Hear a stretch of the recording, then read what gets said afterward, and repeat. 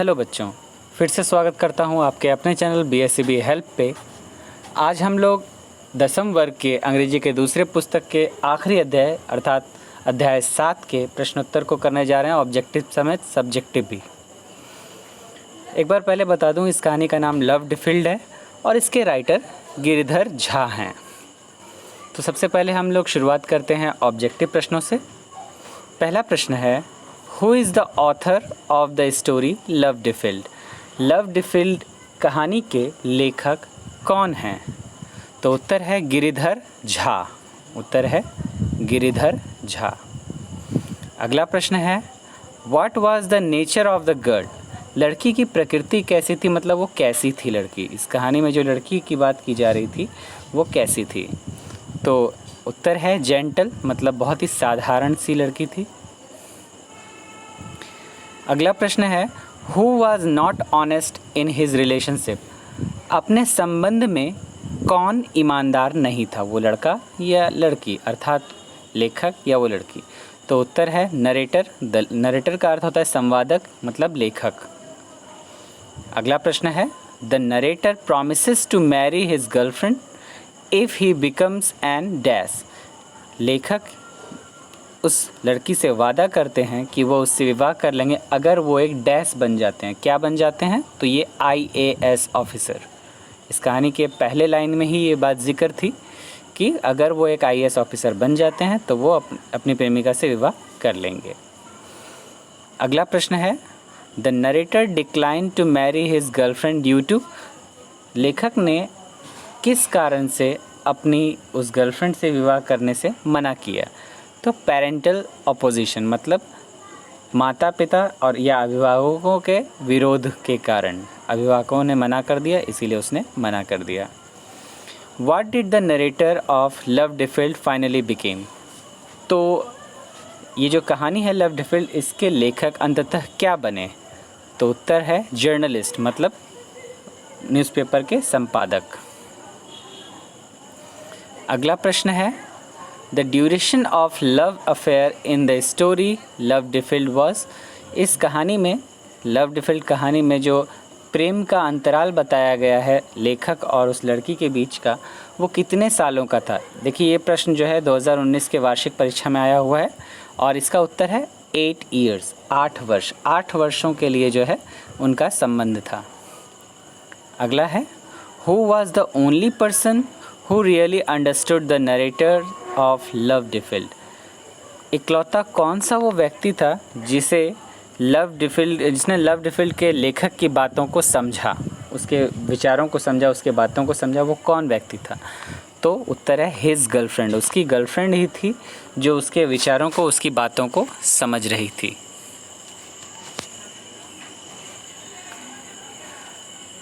अगला प्रश्न है, the narrator finally realized that he was not dash enough to become an IAS officer. लेखक ने यह अंततः जान लिया कि वह उतना डैश नहीं है कि वह एक IAS अधिकारी बन सके। तो क्या नहीं है? बुद्धिमान नहीं है, इंटेलिजेंट। उत्तर है इंटेलिजेंट। वह अपना उतना इंटेलिजेंट नहीं है, बुद्धिमान नहीं है कि वो एक IAS अधिकारी बन सके। अगला प्रश्न है, the narrator dash up with his girlfriend. Narrator ने अपनी गर्लफ्रेंड के साथ क्या किया? डैश किया, मतलब उसे ब्रोकअप, मतलब उसने उसे छोड़ दिया।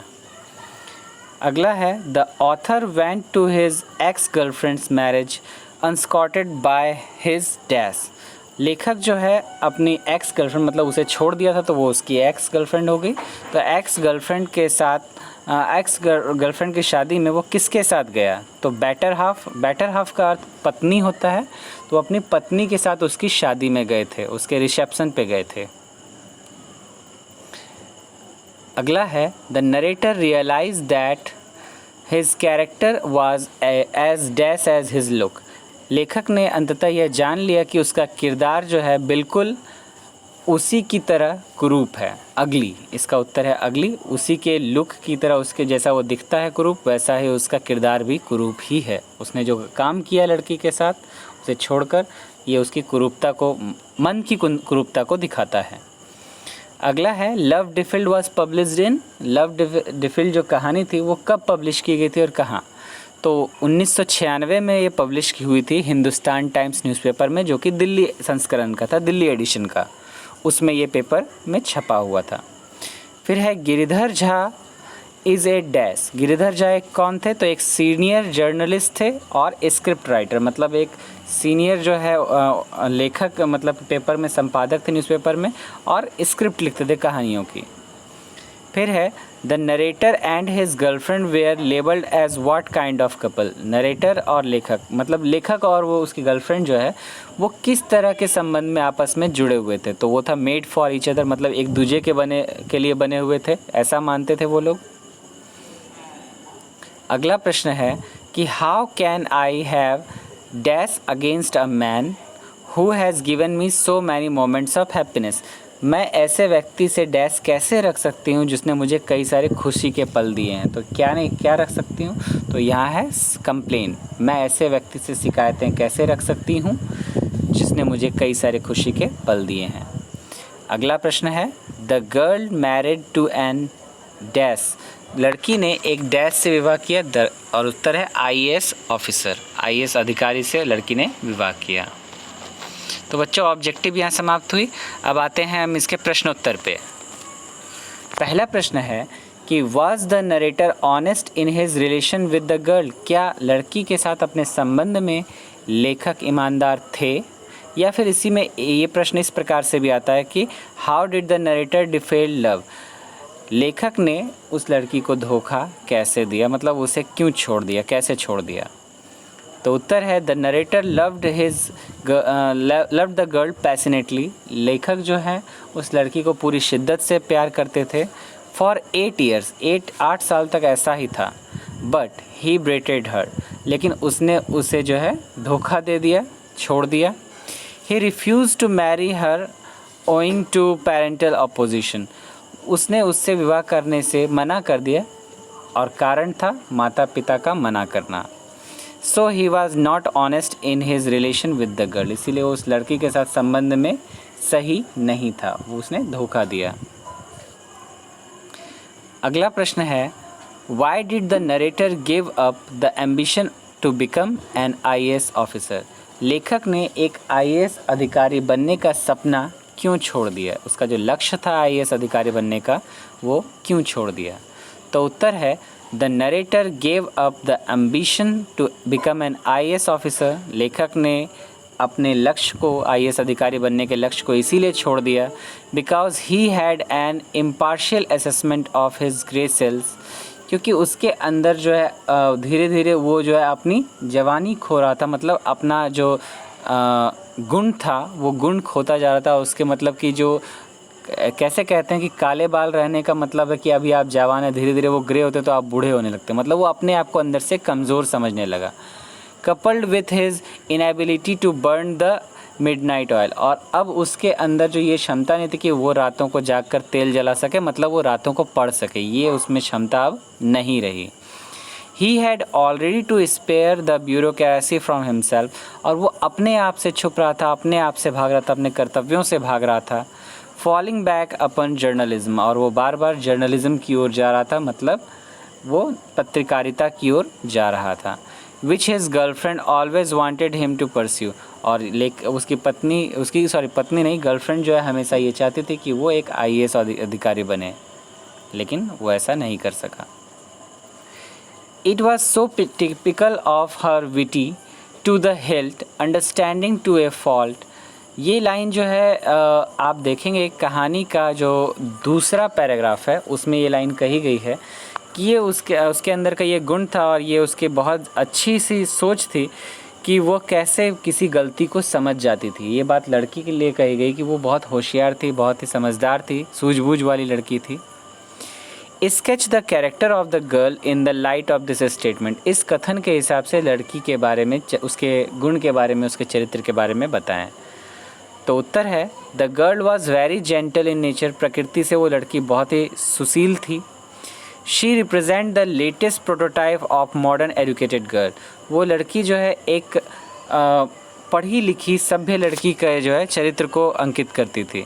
She feels a kind of remorse in her, वो अपने अंदर हमेशा एक संदेह पाती थी, लेकिन but at once she is happy to meet the narrator, लेकिन अचानक से जब वो लेखक से मिलती थी तो वो बहुत खुश हो जाती थी। मतलब वो होशियार होने के बाद भी उसके सारे समस्याओं को समझती थी।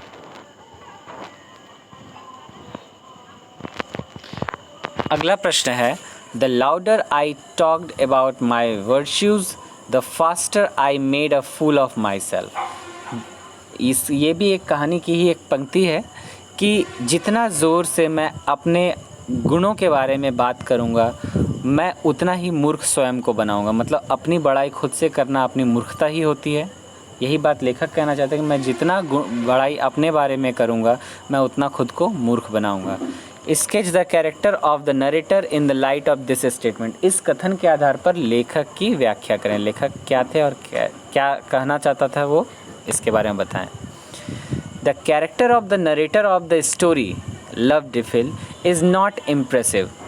इस कहानी में जो लव डिफिल्ड कहानी है, इसमें जो लेखक का किरदार है वो ज़्यादा इम्प्रेस करने वाला नहीं है, प्रभावित करने वाला नहीं है। He was selfish and mean, वह स्वार्थी था और मतलबी था। When he talked about his imaginary virtues he made a full of himself. जब वो अपने काल्पनिक दुनिया के बारे में बात करता था, वो अपने आप का मजाक उड़ाता था, अपना बेवकूफ़ी साबित करना चाहता था। ही was not sincere in love, वो प्रेम संबंध में भी जो है उतना प्रगाढ़ नहीं था, मतलब उतने अच्छे से वो प्रेम भी नहीं करता, मतलब मजाक मजाक में वो प्रेम करता था। He loved a beautiful girl for 8 years, एक सुंदर सी लड़की से उसने 8 साल तक प्रेम संबंध रखा। He refuse to marry her owing to parental opposition, और अपने माता पिता के विरोध के कारण उसने उससे विवाह करना मना कर दिया। The girl loved her deeply but he betrayed her, लड़की उससे बहुत प्रेम करती लेकिन इसने उसे धोखा दे दिया। अगला प्रश्न है, for the first time in my life, अपने जीवन में पहली बार, आई realised I was also ugly from with in and despite of 8 years of togetherness her goodness had not rubbed of on me in any way. ये कहानी की अंतिम पंक्ति है जिसमें वो कहते हैं कि पहली बार मेरे जीवन में ऐसा हुआ है कि मैंने ये आभास किया है कि मैं इतना कुरूप हूँ अंदर से और बाहर से कि 8 साल उसके साथ बिताने के बाद भी उसकी ज़रा सी भी अच्छाई मेरे ऊपर असर नहीं कर सकी, मेरे अंदर ज़रा भी अच्छाई उसकी नहीं आई, उसके अच्छाई की झलक मेरे में नहीं दिखती। What made the narrator feel so, क्यों लेखक ने ऐसा महसूस किया? तो उत्तर है, the narrator betrayed the girl he loved for 8 years। 8 साल तक जिस लड़की से उसने प्रेम संबंध रखा उसे उसने जो है धोखा दे दिया, बट शी फॉरगेव हिम, लेकिन लड़की ने उसे माफ़ कर दिया। When her marriage was fix, जब लड़की का विवाह तय हुआ, she invited him to his wedding reception, तो उसने अपनी शादी के रिसेप्शन पे उसे बुलाया। He met her husband who was a handsome IAS officer, लड़का उसके पति से भी मिला जो कि एक सुसभ्य IAS अधिकारी था। The narrator was filled with remorse because the girl had forgiven him, लेखक जो है खुद को पछतावे में पा रहा था क्योंकि लड़की ने उसे माफ़ कर दिया था उसकी इस गलती की वजह से। So the narrator realized that he was also ugly from within, तो लेखक ने ये समझ लिया, ये मान लिया कि वो अंदर से भी कुरूप ही है।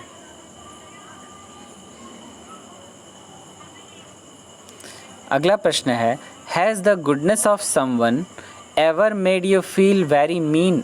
एक्सप्लेन, क्या किसी की अच्छाई ने आपको ये ऐसा प्रतीत कराया है कि आप जो है बहुत स्वार्थी हैं या मतलबी हैं? तो एक्सप्लेन करें इस बात को। तो yes, the goodness of some elder members in my family and friends have made me realise my follies and mistakes, मतलब मेरे से जो परिवार में जो बड़े लोग हैं, मेरे मित्रगण हैं, मेरे जो सहपाठी हैं, उन लोगों ने मुझे कई बार मेरी गलतियों को और मेरी मूर्खताओं को मेरे सामने प्रस्तुत किया है।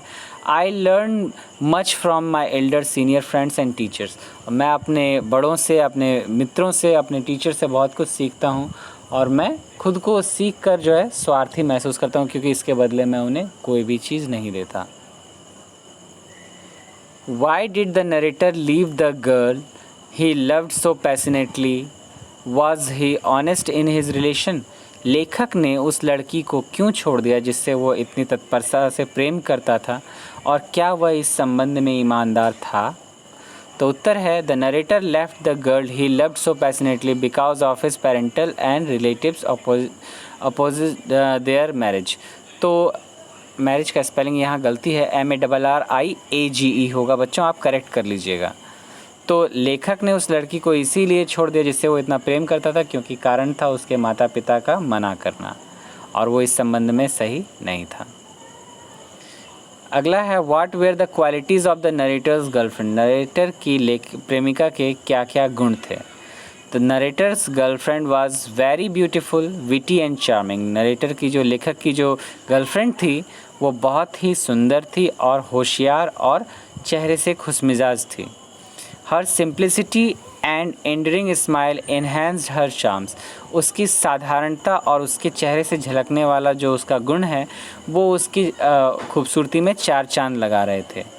हर real beauty was actually not visible to the naked eyes. उसकी असली सुंदरता जो है हम अपनी आँखों से नहीं देख सकते, उसके अंदर के सुंदरता को जानना बहुत ज़रूरी है। उसके अंदर बहुत सारी सुंदरताएँ भरी हुई थी। तो बच्चों, इस प्रकार से आपके 7वें अध्याय का प्रश्नोत्तर भी यहाँ समाप्त हुआ और ये पुस्तक पूरी तरह से समाप्त हो गई। कल के भाग में अगर आप चाहें तो हम इंग्लिश के जो पहले पुस्तक है आपका अंग्रेज़ी का, उसके पोइट्री भाग को शुरू कर सकते हैं, या फिर अगर आपकी और कोई इच्छा हो, जैसे ग्रामर पढ़ने की इच्छा हो, या फिर आप उसके प्रोज सेक्शन को पढ़ना चाहते हो, तो आप कमेंट बॉक्स में मुझसे कह सकते हैं। लेकिन मेरा यह ख्याल है कि पहले पोइट्री सेक्शन को शुरू करना चाहिए, क्योंकि वह एक अहम भाग है। तो जैसा आपको ठीक लगे आप कमेंट में मुझे बताएं, और वीडियो को अधिक से अधिक बच्चों के साथ शेयर करें। चैनल को अगर अभी तक आपने सब्सक्राइब नहीं किया तो सब्सक्राइब भी करें, और वीडियो पसंद आई हो तो लाइक ज़रूर करें। आपका साथ मेरे लिए बहुत ज़रूरी है और आपकी पढ़ाई के लिए ये बहुत ज़रूरी है, इसीलिए आप लगे रहें। मैं अपनी तरफ से पूरा प्रयास करूँगा आपको सहायता करने का। तब तक के लिए धन्यवाद।